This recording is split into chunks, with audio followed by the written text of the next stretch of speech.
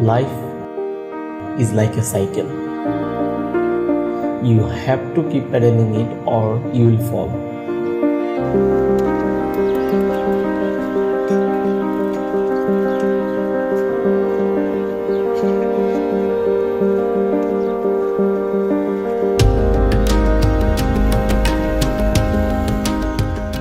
মানুষের জীবনের সাথে সাইকেলের কোথাও না কোথাও একটি যোগসূত্র আছে।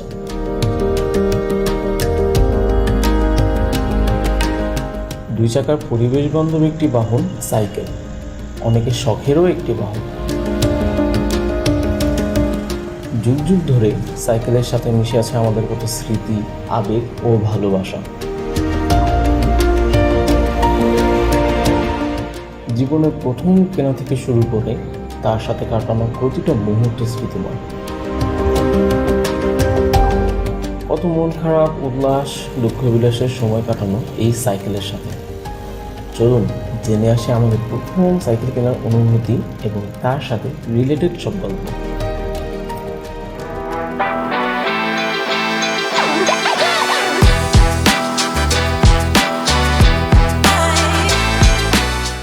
আসসালামু আলাইকুম। পডকাস্ট সাইকেল আপনাকে স্বাগত জানাচ্ছি। আমাদের আজকের গেস্ট হচ্ছে মিস্টার জাকারিয়া। তো কেমন আছে? আলহামদুলিল্লাহ। ব্যক্তি জীবনের যে সাইকেলের যে ইম্প্যাক্ট এবং জীবনের প্রথম সাইকেল কেনার যে অনুভূতি, আমরা আসলে সেটা নিয়ে আজকে আলোচনা করব।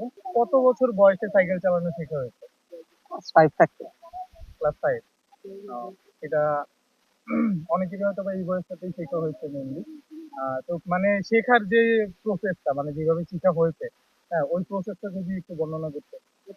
প্রথম হচ্ছে 5 এ পরীক্ষা দেওয়ার পর আমি গ্রামের বাড়িতে যাই।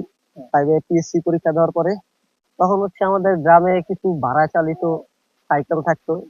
তো ওখানে আমরা সাইকেল ভাড়া নিতাম। তো একদিন আমি তখন সাইকেল চালাইতে পারতাম না।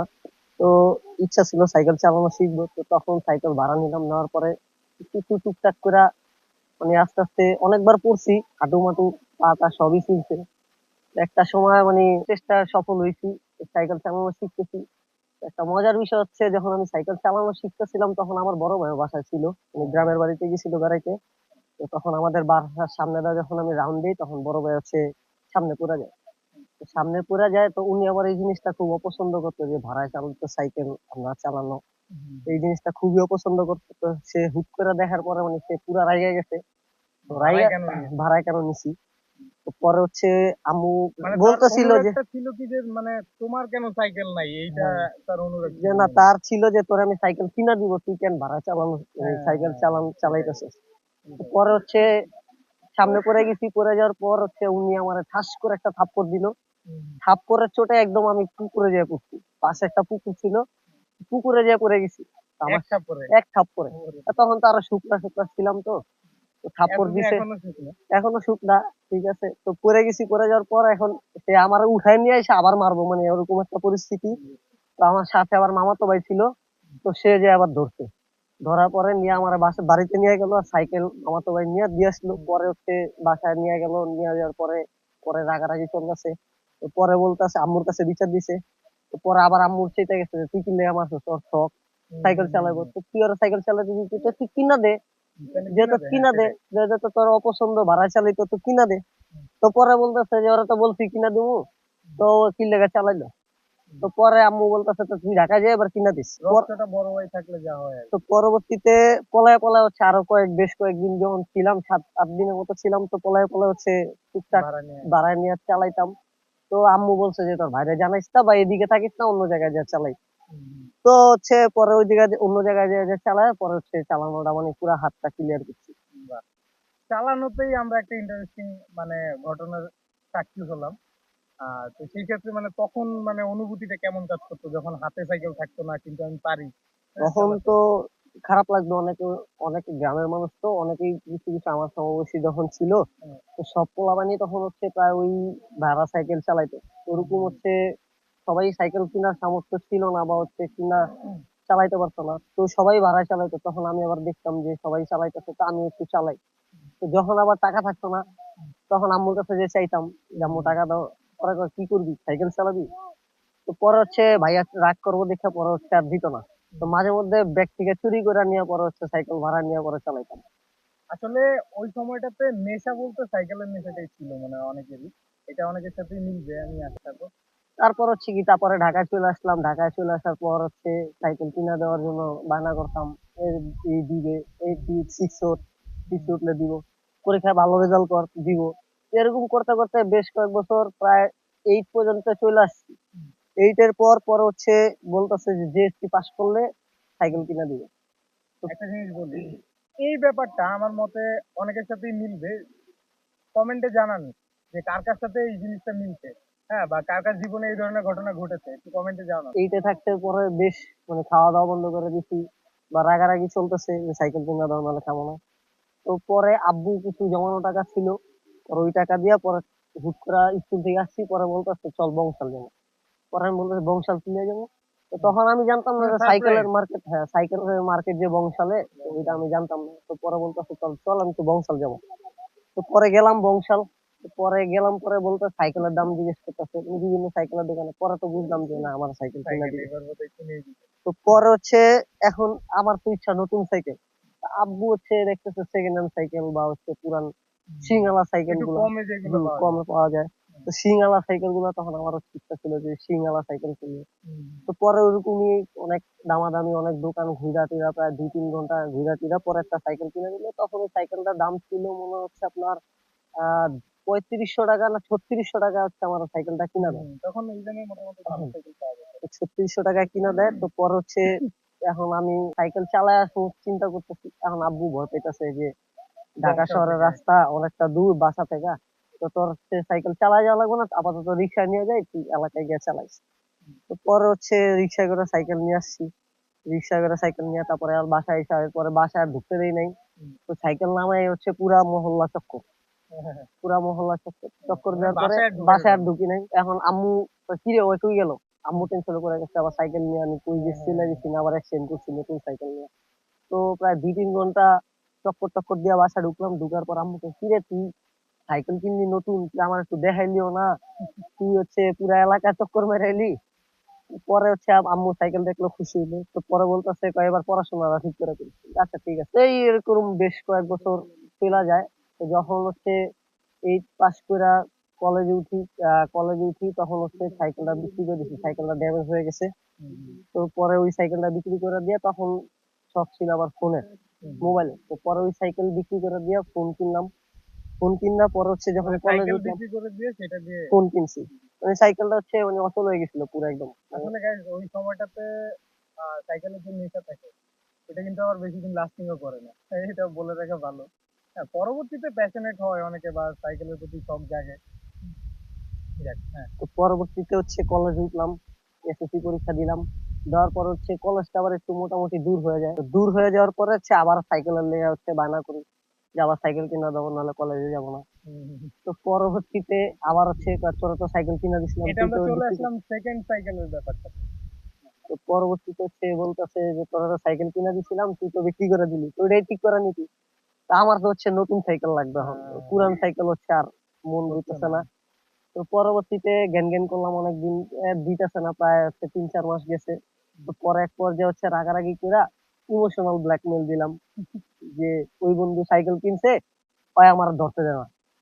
হ্যাঁ, এই যে এই জায়গাটাতে বন্ধু বান্ধবের দোষ করে দেয় যে হ্যাঁ, তোমাদের দেখে মানে একটা সে ইন্সপায়ার্ড মানে হয়েছে। বুদ্ধি খাটাইছি যে নতুন সাইকেলের জন্য। তো পরে হচ্ছে বুদ্ধি খাটায় পরে গেলাম যে মন খারাপ করে বলছি, মানে এমন একটা ভালো হয়েছি যাতে আমার মানে সত্যি সত্যি মানে বন্ধু বান্ধব ইয়া করছে। কি মানে বান, কি অভিনয়। তো পরে হচ্ছে সাইকেল কিনে পরে হচ্ছে আম্মু সেটা গেছে। আম্মু মা বাবা আবার হচ্ছে এই জিনিসগুলোতে খুব সেন্সিটিভ, যে ছেলে মেয়ে যে একটু অপমান করছে কিছু একটা জিনিসের জন্য। তো পরে হচ্ছে আপুর কাছে টাকা চাইলো।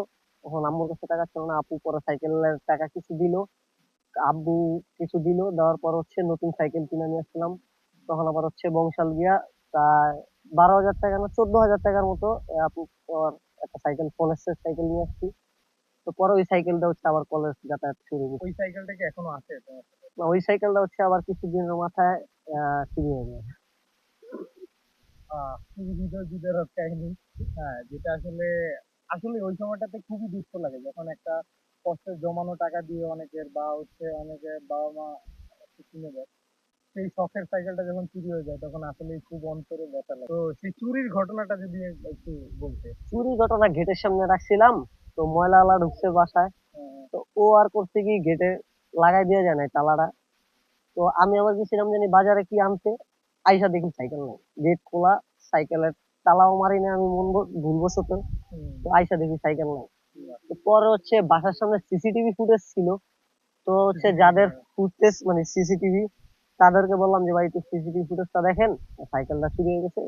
তো ওনারা আবার হচ্ছে এই জিনিসটাতে মানে এগ্রি করে না। এগ্রি করে নাই, দেখাবে না। তো পরে হচ্ছে কি আর করার, অনেকজনের রিকোয়েস্ট করা বলছিলাম যে সিসিটিভি ফুটেজটা দেখেন যে সাইকেলটা কে নিছে, যে হয়তো বা পরিচিতই লোক, যেহেতু বাসা থেকে ভিতর থেকে নিয়ে গেছে জাস্ট সেকেন্ডের মধ্যে। তো পরে হচ্ছে সিসিটিভি ফুটেজ আর দেখতে দিল না, তো দিলই না।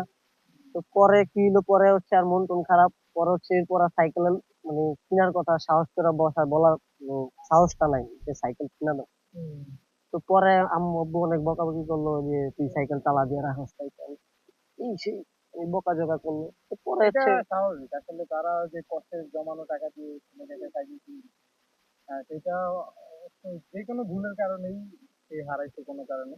তবে ফুটেজের যে বিষয়টা, সিসিটিভি ক্যামেরা ছিল বাসার সামনে কিন্তু তারপরে উদ্ধার করা যায়নি, এটা আসলে খুবই দুঃখজনক। আহ, আসলে সিসিটিভি ক্যামেরা থাকে একটা জায়গায় কেন? একটা জিনিস নিরাপদের জন্য বা নিরাপত্তার জন্য। তো সেইটাই যদি আমি না পাই তাহলে সিসিটিভি ক্যামেরার কোনো মানে আমার মনে হয় না হয়। বড় কোনো দুর্ঘটনা আছে কিনা সাইকেলের সাথে? বড় কোনো দুর্ঘটনা এখন পর্যন্ত ওরকম হয় না, বাট হাত পা হাঁটু মারতেছি অতটুকু পর্যন্ত। এই পর্যন্ত বড় কোনো দুর্ঘটনা হয় না আল্লাহর রহমতে। এখন পর্যন্ত পাড়ি দেওয়া সবচেয়ে লম্বা রাস্তা সাইকেলে? হচ্ছে মুন্সিগঞ্জ আরিয়াল বিল গেছিলাম একদিন, তাও জোর করে নিয়ে গেছে, কিন্তু তখন ওইটাতে সাইকেলের আমি অবস্থা, সঙ্গী ছিলাম না। তখন সাইকেলের হচ্ছে অবস্থা ভালো ছিল না, মানে সাইকেল পুরা জ্যাম হয়েছিল, কাজ করাইতে পারতাম না।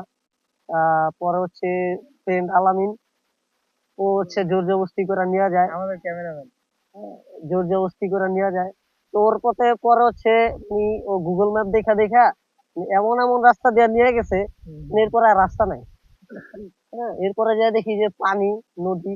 এরপরে ওর উপরে মানে অনেক পিস পিস দিছি। হ্যাঁ, মানে অনেক রাগ উঠলো আর কি যে এত হুম, দূর রাস্তা। রাস্তা চালাই আইসা এরপরে দেখা যায় পানি, আর কিছু নাই সামনে। রাস্তা কতটুকু ছিল, মানে কত কিলো রাস্তা এটা কি এটা জানেন? হচ্ছে আনুমানিক 70 থেকে 80 কিলোমিটার।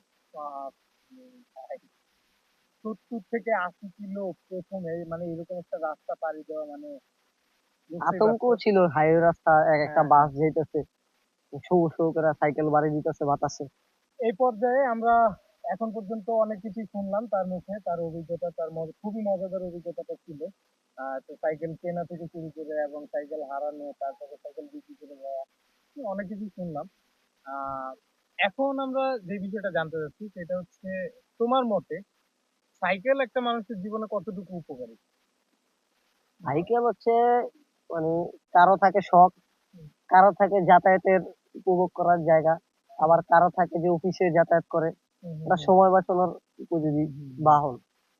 আর আসলে ঢাকা শহরে আসলে সাইকেলের মতো টাইম সেভিং আর কোনো কিছু আছে বলে আমার মনে হয় না, কারণ যে পরিমাণ জ্যাম রাস্তায় থাকে। রাস্তা জ্যাম থাকে বা রং রোডও মারা যায়, কোনো মামলা টামলার কোনো ঝামেলাই নাই। আমরা আমাদের পডকাস্টে একদম শেষ পর্যায়ে চলে এসেছি, এই পর্যায়ে আমরা শেষ করতে যাচ্ছি। আশা করছি আপনাদের খুবই ভালো লেগেছে জাকারিয়ার নতুন সাইকেল কেনার এবং তার তার সাথে তার যে অভিজ্ঞতা, তার গল্পটা। যদি ভালো লেগে থাকে তাহলে আমাদের উড সাইকেল ফেসবুক পেজ এবং ইউটিউব চ্যানেলটা লাইক, সাবস্ক্রাইব, শেয়ার করে জাস্ট পাশে থাকবেন। ধন্যবাদ। আসসালামু আলাইকুম।